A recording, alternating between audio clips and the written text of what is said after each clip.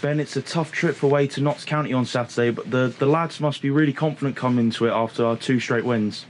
Yeah, for sure. I mean, it's kind of been a long time coming that we're going to get the results. But yeah, I mean, 3 wins out of 4. Tough place to go at Notts County, but we've shown we can beat whoever's there in front of us. So yeah, difficult trip, but yeah, hopefully we're going to get a result. And you'll now find your place in the first team. Some really impressive performances recently, so you're looking to continue that into December. Yeah, of course. Like, I pride myself on being consistent, so I've had to kind of be patient and wait my time, or wait my turn rather, when Rob's been in there. But no, I hope I've kind of come in and impressed and done what I can for the team, and we've got results, so that's the main thing.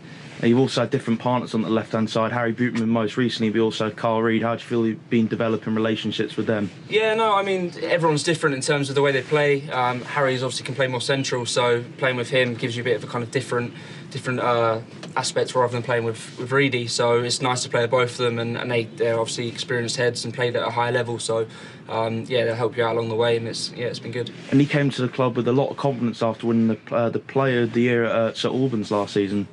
Yeah, for sure. I mean, I've always wanted to make the step up, so like I say, I had to be patient to kind of have that. But I had a really good season last year. I knew I could do it, so like I say, it was waiting my turn and kind of cracking on from there really, and keep going with it. How you find National League football in general? Do you think it's one of the tougher leagues you've played in? And do you feel like now you're getting an all-round game to the defensive side and the attacking side? Yeah, I mean, I've been involved with kind of professional setups before, but in terms of actually playing at a first team level, it's the highest level I've played.